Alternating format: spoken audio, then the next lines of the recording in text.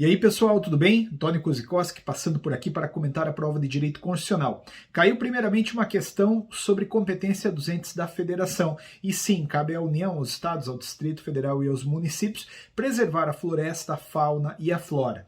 Além disso, uma questão sobre territórios. Os territórios podem ser criados, há previsão para isso na Constituição, mas se eles forem criados, eles não contarão com autonomia.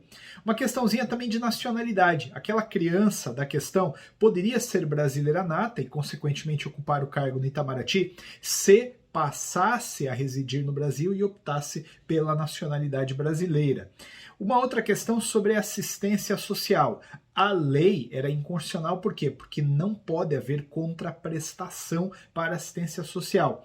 A questão estranha, eu sempre digo que em toda edição cai uma questão fora da curva. Era uma sobre poder constituinte e a verdadeira era a que falava em poder constituinte derivado decorrente.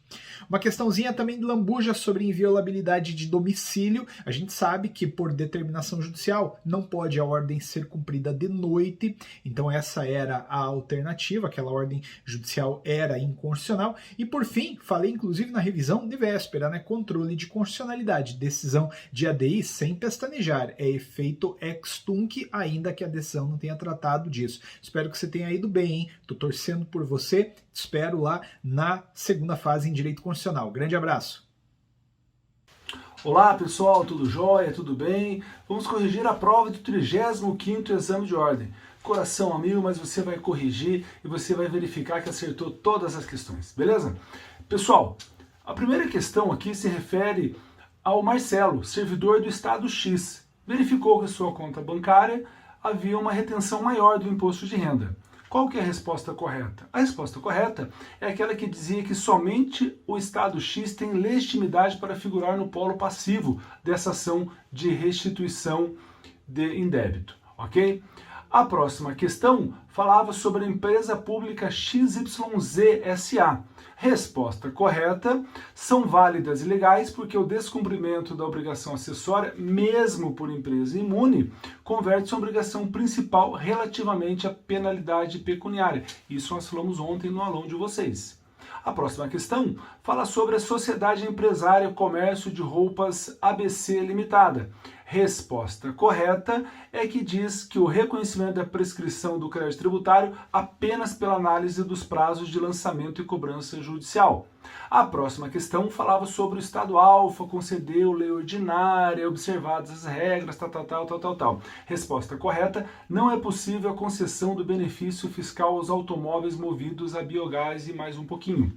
Próxima questão e última de direito tributário é que falava sobre a Sociedade Empresária ABC Limitada. Resposta correta, o Imposto sobre Serviços, ISS, uma vez que a atividade da sociedade empresária é realizada por encomenda do proprietário do automóvel, dono dos pneus. É isso aí, pessoal. Grande abraço, boa sorte para todos e até a segunda fase. E aí, meus queridos alunos do curso jurídico, espero que tenham ido muito bem na prova.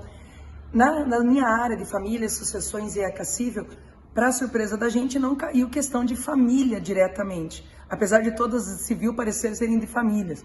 Mas caíram duas questões de sucessões e uma de ECA, lá em adoção, que a gente vai falar no outro vídeo. Com relação às questões de sucessões, dada em sala, gente, caiu lá a questão da Sônia e do Teodoro, eram casados, eles moravam no único imóvel que era anterior ao casamento e no regime de comunhão parcial de bens, o Teodoro morre.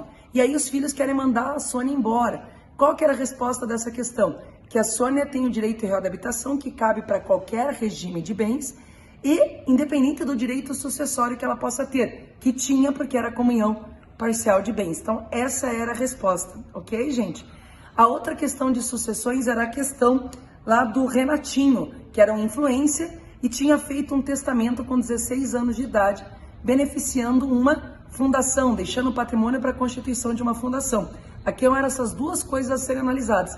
Ele pode testar com 16 anos. Lembra que a gente falou em sala de aula? A capacidade testamentária não se confunde com a capacidade civil. Então essa era a resposta. O testamento seria válido e ele pode sim deixar um patrimônio para constituir uma fundação. Beijo grande e até o próximo vídeo. Olá, meus alunos do curso jurídico, tudo bem? Vamos conversar rapidinho sobre as duas questões de direito ambiental que caíram na tua prova de agora?